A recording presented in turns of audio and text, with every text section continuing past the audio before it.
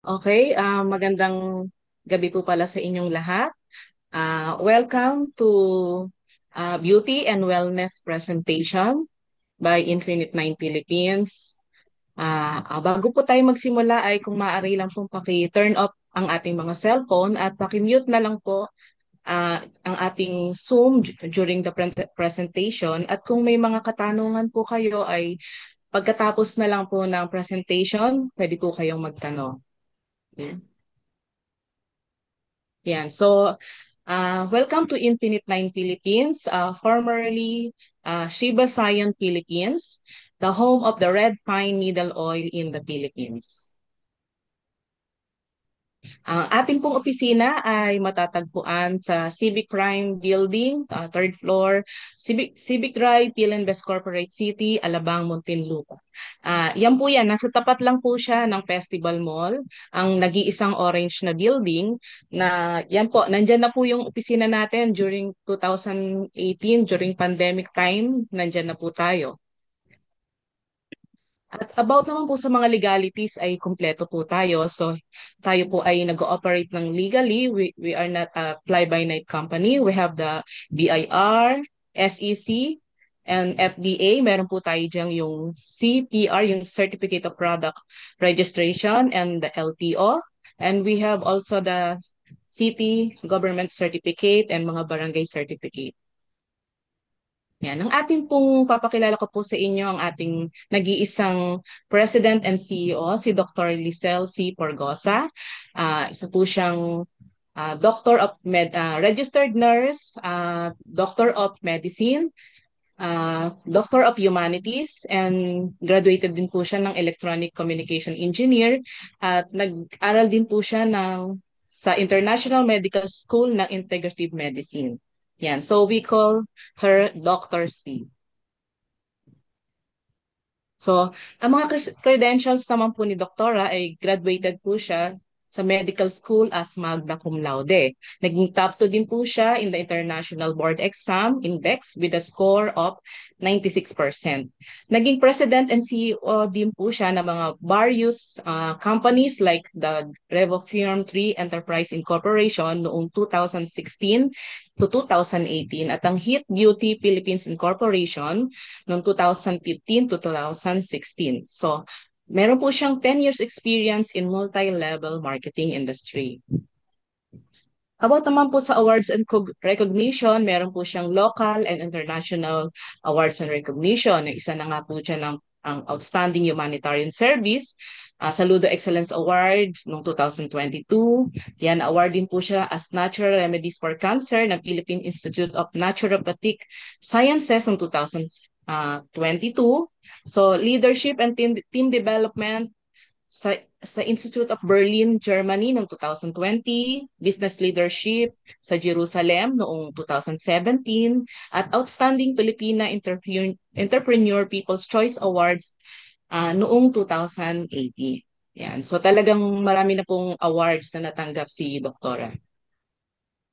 And our vision po ng company is to help other people live a healthy life to achieve their dreams by offering excellent products, career milestones, and life-changing values that will make significance in the global community. At ang mission naman po for all distributors and employees of Infinite Nine Philippines to get involved in promoting health awareness with exemplifying unity and values in achieving goals while taking every opportunity to grow in the company. Yeah.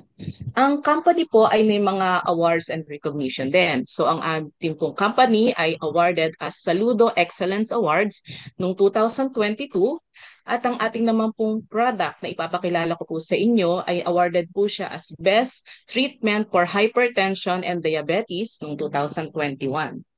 And ang ating naman pong company ay awarded as one of the top taxpayers of Muntinlupa City. So, di ba? Sa dami po ng mga company dito sa Muntinlupa ay one of the top awarded. So, pinapakita lang po na talagang marami pong nagpapatronize nitong produkto na to. So, meron din pong corporate advocacy ang ating company. Kaya may mga kapartner po kami mga foundation, katulad ng Chuchi Foundation, yan, at ang GMA Kapuso Foundation na Nag-renew lang po ng contract. Tapos during pandemic po, so nagbigay po ang company ng nasa 100 plus na boxes na para ipamahagi po sa mga health workers to prevent na para magkaroon sila ng proteksyon na laban dun sa COVID time yung time pong yun, no? So hanggang ngayon po ay patuloy pa rin po yung partnership natin with the Kapuso Foundation. Then nandiyan po ang UNHCR na nagpapakain po tayo, hindi lang po 100, kundi 150 families na po in a year. So meron din po kaming scanning, yung BRI scan and consultation sa office. So yung nako-collect po doon ay napupunta mo sa mga institution na tinutulungan po ng ating company. So isa na nga po dyan ang Cavite Center for Mental Health na nung December po, yan, pumasyal po yung mga kasamahan namin dyan para magbigay po ng mga pangangailangan nila. So, welcome to the world of endless charms. So, ano po ba yung endless charms? Yan po ay walang katapusang kagandahan at walang katapusang kalusugan, no? Yun. So, dito po sa Infinite ay merong infinite good health, infinite beauty, infinite success, and infinite financial freedom.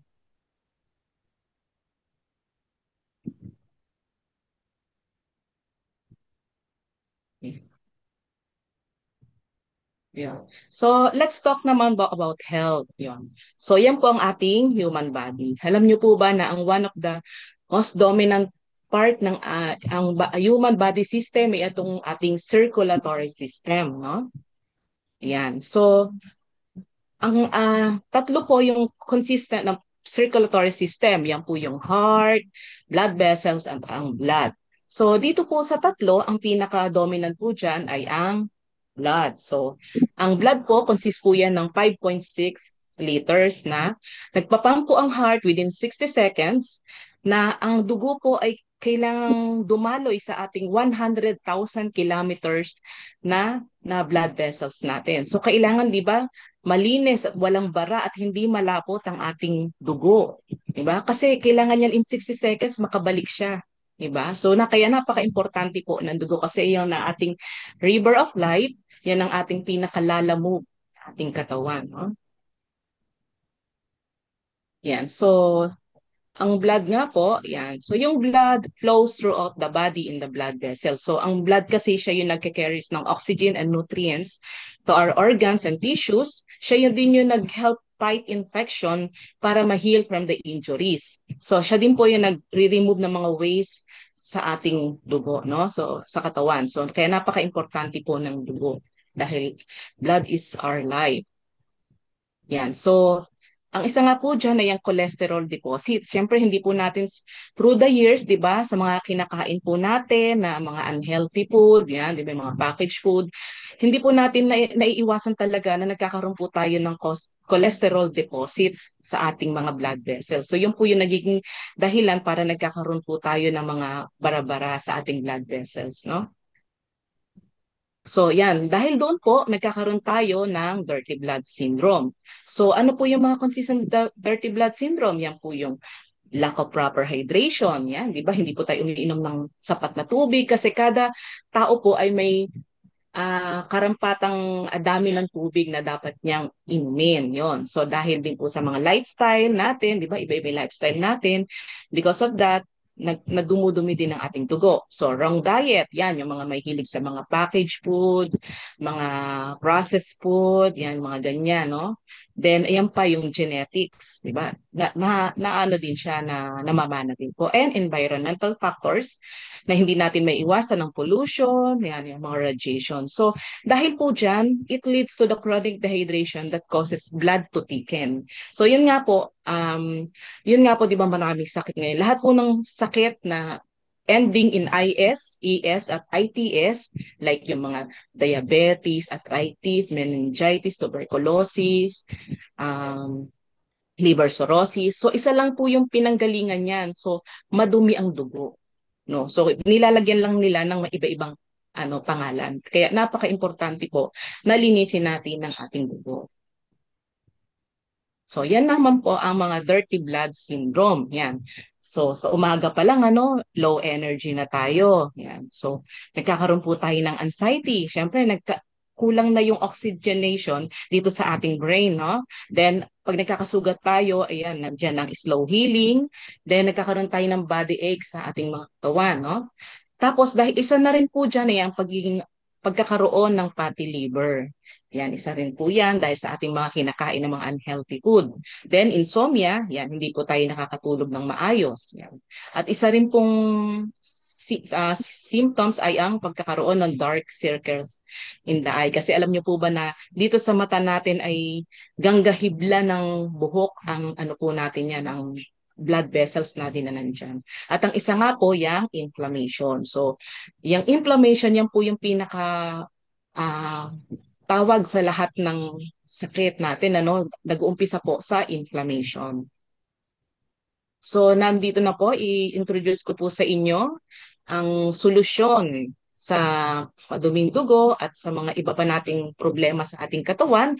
So, hindi lang po isa ang ipapakilala ko sa inyo, kundi dalawa na po. Yan, ay aming ipinagmamalaki po, ang red pine needle oil from South Korea, yan, at ang sea buckthorn from Mongolia. So, yan nga po, mag-partner sila. So, kung ang red pine needle oil ay for detoxification, ito naman pong sea buckthorn is for restoration. And red pine needle oil, ginagamit po ng mga emperor ng mga unang panahon. Ito naman pong sea buckthorn ay yung mga ginagamit ng conqueror si Genghis Khan. So, yan po. As early as Han Dynasty, mga 16th century, ang red pine needle oil ay nakasulat po yan sa Book of Imperial Medicine. So, it's stated that the red pine has a specific function in curing and prevention of diseases and infection. So, yan. Noong mga unang panahon pa po, yung mga ancestor natin, ginagamit na po nila yan. At ang isa pa nga po dyan ay sila lang po ang gumagamit during that time. Hindi po yan pwedeng gamitin ng mga ordinaryong tao. Kaya maswerte nga po tayo sa panahon nating ito, di ba? Na nakarating po ito, na ginawa na nilang capsule, nakarating dito sa Pilipinas. So, kumbaga, na ano na natin, kumbaga, nakakapag-take na po tayo nito. Unlike before, yan po. So, yan po. About 460 BC, so ginagamit na po yan ng father of Western medicine na si Hippocrates. Ginagamit na po siya to address ng mga respiratory ailments. So ganun na po katagal, proven and tested na po itong red pine needle oil. So ito pong red pine needle oil, ang tawag po sa kanya ay Pinus densiflora tree. Yan po yung species na tawag sa kanya. So also known as the Korean red pine tree. Yan po ang national tree ng Korea at ang tawag nila yan ay miracle tree, no? So, yan po, makikita lang po yan dun sa highest mountain elevation wild forest in Korea and Japan. Talagang walang pollution. So, nandyan na po yan, nasa 4,000 years na po siyang ginagamit, no? Na para ba-address ang 170 different health issues. So, mas makakatipid po tayo dito, hindi katulad ng iba na, di ba, gamot, maraming gamot kasi kada isang sakit, isang gamot. So dito po, isa na lang mas matipid, marami na siyang ma-address na mga different health issues. So ang isa pong soft gel ay kailangan po ng 6 na kilo ng red pine needle leaves. Ganyan po siya kaano. Tapos, kailangan po yung mga red pine tree na yan, kailangan ng edad po niya ay nasa 100 to 300 years old. Tapos, bago po yan ma-produce talaga, it takes 3 years. So, ganun po katagal, 3 taon po yan para bago po nila mabuo ang isang capsule. Diba? Talagang amazing po talaga. Yan. So, ang red pine needle oil, yung important facts na kailangan nating malaman ay category siya as functional food, not supplement. So, ano po bang pagkakaiba ng functional food? Ang functional food ay with clinical studies, can stand alone, can normalize our organs, ganun po, ano? Ang food supplement, it's just nutrients yun, to supply nutrients in our body, no? So it is considered a high risk product. So bakit ba sinabi siyang high risk? Because wala po siyang all natural lang ingredients, no harmful components. Yun. So pwede po siyang makontaminate din. So kailangan at least sasabihin niyo po sa mga kliyente niyo na dapat ay ilagay nila yan sa rep. para hindi po siya makontaminate. So, ito po, we are only authorized supplier of red pine needle oil in the Philippines. So, wag po silang bibili online kasi mismo ang may-ari na po ng nagmamanufacture nito ang nagsabi na hindi wala silang sinusuplayan online. So, only dito lang po sa ating company. Yan. So, ang ating mong manufacturing plant na makikita na at least nasa 4 hours po ang travel from Seoul, Korea, no? Yeah. So, yan, may mga, nandyan po si Dr. C, yan, saka yung anak ko ng may-ari si Ma'am Berry, yan, nandyan po sila. So every year may mga masuswerte po kami mga kasamahan dito na nabibisita nila yung ating manufacturing plant. So ito lang po, no?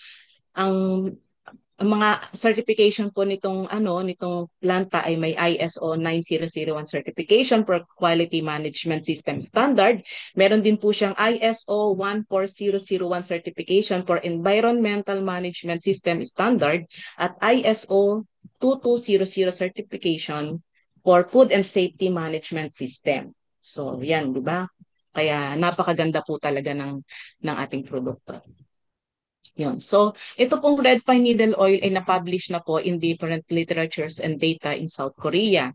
Yan po yung mga nabanggit na rin po siya sa mga TV station na diniscuss na po ang effectiveness ng red pine needle oil in treating and preventing diseases. So, yan po ang red pine needle oil po ay patented po siya in United States and Europe. So, para hindi po maging bias, pinadala siya sa ibang bansa para doon po siya pag-aralan. Para hindi lang po siya sa Korea sasabihin na talagang magaling to, ganyan-ganyan. So, yan po, itong European patent, yung EP 1013-278A1, pwede niyo po yung i-search sa Google at lalabas po yan. Makikita niyo po na kung ipiprint niya nga yan, ay talagang napakakapal po. So mismo yung doktor na nga po niya na talagang curious, pinrint niya, napakarami po. Ang kapal nung pag-aaral po dyan, talagang na-amaze po siya. Ano. So, ano po ba yung benefits ng ating red pine? So, it has the ability to lower high blood pressure and blood cholesterol. It helps strengthen the heart and the arteries. So, it is also an excellent anti-fatigue medicine. So, it is a therapeutic aid. Nakakagaling po siya. Ayan pa po yung mga benefits ng ating red pine. So, number 1 is blood cleanser.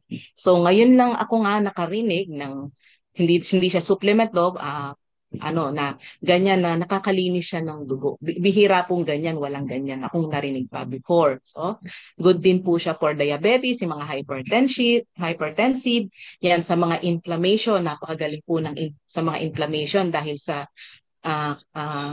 terpene na content po nito, yan, oxidation, yan, pang-aging din po siya sa mga fungal, virus, microbes at bacteria.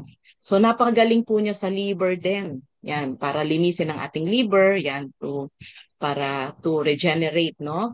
At sa mga may cancer, napakagaling din po nitong red pine needle oil at sa mga nerves. So, ang isa nga rin po dito sa paborito ko, para siya sa may mga atherosclerosis. Yung po yung atherosclerosis, yung po yung mga bara-bara sa ating blood vessels. So, alam niyo naman po ba, di ba, na pag tayo ay may bara, lalo na sa puso, talagang gagastos ka po ng 100,000 hanggang 1,000,000 para lang po matanggal yung mga bara na yan. Pero di kasi tatay ko mismo nagkaroon ng ganyan, no? So, sinabi nga nung tatay ko na hindi namin po kaya yung ganyan. No? So, dito po hindi nyo po kailangang gumastos ng ganun kalaki. Basta magtiwala lang po kayo na kakatulong po ito sa inyo. Yan. So, from the actual FDA results, ito po yung mga benefits ng taking red pine needle oil. So, meron po, ang nilagay lang po sa kanya ay vitamin E. So, 100% po siya na natural, no artificial chemical or preservative. So, 20 times more antioxidant than vitamin C. So, ayan po, ini-strengthen and boost the immune system. So, in-enhance din po ang blood circulation to prevent ng blood clotting. And blood clotting can lead to stroke. Alam naman po natin ang number 1 cause of death ay ang heart attack, not only in the Philippines but also around the world, ano? So yan, nilolower din ang high blood pressure and blood cholesterol at promote longevity. Yan pinakamaganda diyan, pangpahaba ng buhay. Yan, so yan pa po, so helps treat neuralgia, yung mga nerve pain, yan, di ba? blood circulation to prevent ng blood clotting. Yan mga yan. So, continuous intake of red pine needle oil with exercise, it keep your life young with anti-aging effect. Kung gusto niyo pong bumata, mag-take lang po kayo nitong red pine needle oil. So ano po ba ang sikreto nito? Yan na po, bakit po ba niya kayang i-treat ang 170 disease? So ito lang naman po, napakasimple lang. It contains 300 essential nutrients. At kahit i-search nyo nga po sa Google, ano, yung pinakamaraming content po is ang wheatgrass, nasa 100. Tapos yung ah, malunggay, nasa 100 plus din po yun. So ito, di ba, 300. Hindi na po ito katulad ng mga ibang supplement na kinagisnan natin na, di ba, pinagsasama-sama nila yung mga fruits and herbs para dumami yung nutrients. So ito, hindi na po niya kailangan gawin yan kasi siya pa lang ay napakarami na pong nutrients. Marami na siyang magagawa sa ating katawan. Yon. So meron nga pong isang taga-UP na nakabasa nito, ng mga expert, no? So sabi nga niya, yung mga ilan sa mga essential nutrients ay kumbaga never heard nga po niya. Ganon. Kumbaga, kaya na-amaze po siya. Ano. Yun. So yan po yung mga ilan sa mga nutrients, ano? Yan. So isa nga po diyan yung pycnogenol. Yan po yung nutrients din na nagtatanggal ng mga bara-bara sa ating katawan. Ayan, ma-share ko nga lang po din na yun nga may narinig ako na yung mga stem cell na nagaling dun sa deer na talagang napakamahal po ng bentahan nila. Pero nung tinanong ko kung ilan ang nutrients, 10 lang. Di ba sabi ko, grabe, 10 lang tapos napakamahal. Di ba, ito, di ba, 300 pong essential nutrients. Yun. So, meron pong, bakit po ba kayang-kaya niyang i-treat ang 170 disease, no? So, meron po kasi siyang 4 na main important nutrients. Yan po yung terpene, rutin, amino acid, at ang nitric oxide. So, number 1, ang terpene. So, ang terpene po is high anti-inflammatory po siya, no? Nire-remove po niya yung mga plaques in our blood vessels. So, nire-regulate niya ang cholesterol and triglycerides. So, nire-remove niya po yung mga gallstone in our body, nire-regulate niya ang blood sugar and glucose level, at it helps dilate blood vessel walls. Nililinis niya, tinatanggal niya yung mga bara-bara, yung mga bukol, yan, kaya niya itong tanggalin yan. Tapos yun nga, nung hina-harvest po nila to, ang sabi nga, pag time ng February, kasi doon mataas yung terpene content kasi napakalamig pag February sa Korea. So, nasa about 80% ang terpene content. So, ito nga pong ngayon, yung padating, yung ginagamit natin ngayon ay mataas daw po ang terpene content niya. So, ayan pa po yung pangalawa, yan po naman ang routine. So, ang mga benefits naman po niyan ay top-rated siya na anti-inflammatory. So, ini-increase po niya ang collagen production, yan, para makiwasan ang aging. So, nilo-lower ang blood cholesterol. So, increases vitamin C absorption. So, hine-help prevent niya ang stroke and heart attack. So, treat osteoporosis and isa pa rin po sa pinaka-importante dyan ang autism. Kasi napakarami rin po batang autism ngayon na maraming iniinom na gamot pero ganun pa rin po. Tumatanda na lang sila autism. So, ito at least makakatulong po sa kanila. So, ito po yung pangatlong nutrients, ang amino acids, na meron po itong 29 amino acid content.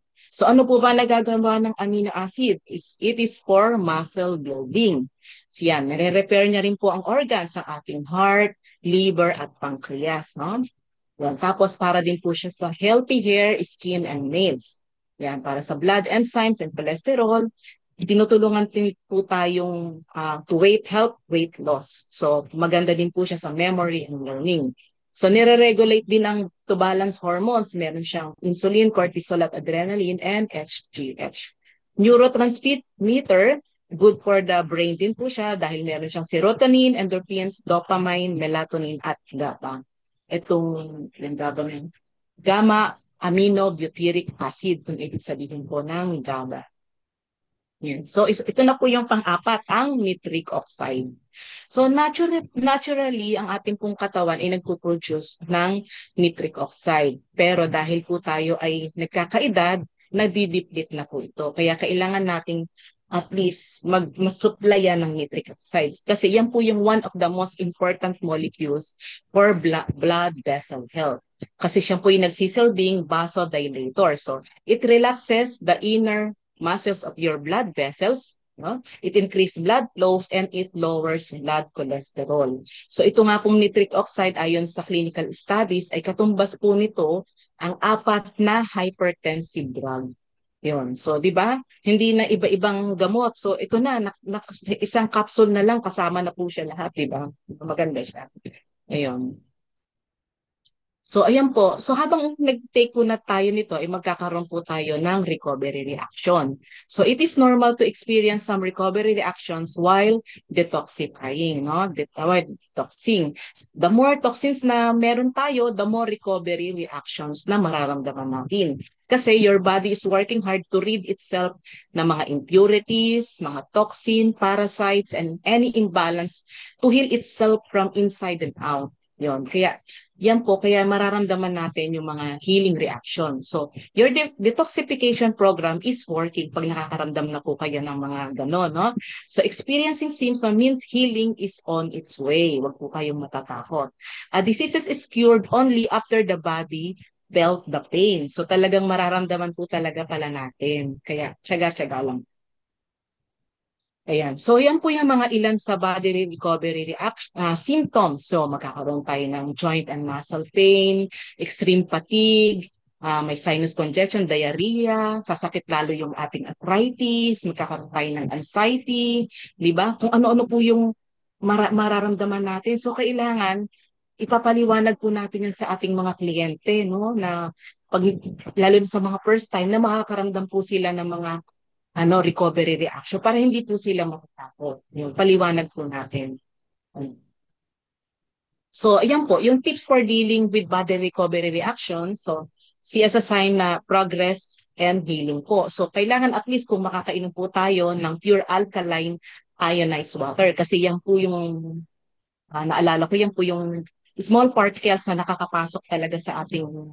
Basta po may sinabing ganun. Sorry. So, relax lang. Rest and relax. Yan. Get minimum exercise daily. Yan.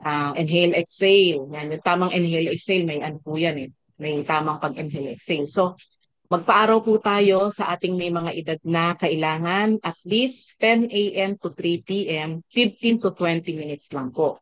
Yung sa magang araw po ay yung po ay para sa mga bata lang. No? Yan. So, breathe more consciously and deeply. So, meron po tayong mga aromatherapy oils for aches and yan. Yan, meron po tayong Ricua, Amazing Herbs, Touch of Pine, Touch of Gold na mabibili po natin yan sa opisina na all natural po yung mga yan, all natural. So, avoid po natin yung mga refined processed food, yung mga packaged food, no? So, don't increase the dose of red pine needle oil. Huwag pong i-increase. Kung kaya, kung talagang severe na, medyo i-lower, pero wag pong tatanggalin. So, remember while you are going through the healing process. Yan. So, ang healing process po, it's a work in progress, no? Not magic, not abrupt. Kasi, di ba, sa tagal ng panahon natin, naipon natin po yan sa ating katawan, di ba? Sa ilang years. So at least bigyan po natin ng ating katawan ng 6 months para to rid of all the impurities, mga toxins sa ating katawan. Kasi yan nga po, di ba, makita mo, 3 to 6 weeks, worse that is triggers all the toxins to come out pa lang. Pag 2 months, then nag-start ka na expel ng mga toxin. Di ba? Pag 3 months, slowly decreases the toxins in the size and number. So, pag 4 months, ayan, decreasing na more yung mga toxin. At yung 5 to 6 months until they are gone. So, yun nga, naalala ko po yung sinabi ni Doktor na pag ginawa niyo po itong 6 months, protected na po kayo ng ilang years. Yan, mag-protected na po kayo. Kaya maganda siya na at least to follow natin itong 6 months na yan. So at least, magdidepende po kasi yun kung sa ating health issues. Kung maraming sakit, sa una, syempre, massive po tayo. Yan, kung talagang severe po ang mga sakit niyan, 2 to 2 or 1 week, then hanggang sa pauti-uti po natin i-lessen yung dosage. So at least 30 minutes po yun before meal siyang tinitake. Yan. So, will I experience all of this? It depends on the amount of the toxins in your body. So, congratulations, you're on your way to healing. Yan. So, ang red pine needle oil po ay gift from God, no? Yan po ay treasure of human health. Treasure po yan. Kaya, di ba, maswerte po tayo. Ang treasure ay nakarating dito sa ating bansang Pilipinas, no? Yan po ay treasure din yan ng mga Koreans. Yan, treasure nila yan. So, miracle oil din ang tawag nila dyan. So, yan po ang mga secret of longevity. Yan, ginagamit ng mga foods of the gods, ng mga emperor. Diba? Yan po. So, ayan po, gusto ko nga pong i-introduce sa inyo ang isa pang talagang produkto na talagang pinaghirapan din po yung makuha ng ating company. Kumbaga, gusto na po, yung ang istorya nga po niyan, 2018 pa lang, may nakausap si doktor na sinabi na dalin mo sa Pilipinas ang Cibacton, hanapin mo kung saan mo makukuha yun. Kaya hinanap ni doktora. So 2018 gusto na po niyang madala dito yan, mas nauna pa sa Red Pine. Pero hindi nga po ganun kadali na madala yan dito sa Pilipinas.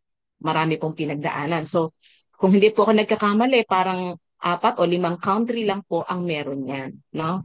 Yun. So itong Cibacton po, yan, discover the power of sea buckthorn from the heights of Himalaya, no? Doon po siya, the heart of Wells innovation. Sea buckthorn has captivated scientists and health enthusiasts with its remarkable nutrient profile and healing potential. Yan, so ito pong ano nga, yan. So ang tawag nga po nila diyan ay God-sent medicine. So holy fruit from Himalaya, life oil, liquid gold. So yan din po yung first fruit juice na nakarating sa space, 'di ba? Para ano po nila yung stay nila doon, yan po yung first fruit juice, no? So isa pa rin po na ano ko diyan na yan itong si buckthorn ang kinakain daw yan ng mga Pegasus, 'di ba? Alam mo naman po natin Pegasus kakaibang ano po 'yon, 'di ba? So yan daw ang kinakain ng Pegasus, 'yon. So ito din po, yan, para din po maano natin, itong sea buckthorn ay meron po siyang nutrient na ina-activates ang stem cell. 'Di ba? So hindi katulad ng stem cell na binebenta sa labas na galing sa deer, 'di ba? So galing kasi sa hayop yun. At least ito galing po sa fruit, di ba? So meron po siyang activator ng mga stem cells. Alam naman natin na napakarami dating cells, di ba? We have 100 trillions of cells to feed. Yan. So makakatulong po yan. Yan. So sea buckthorn potential benefits, it's improved digestion, lower LDL cholesterol, lower blood pressure, reduces symptoms of menopause.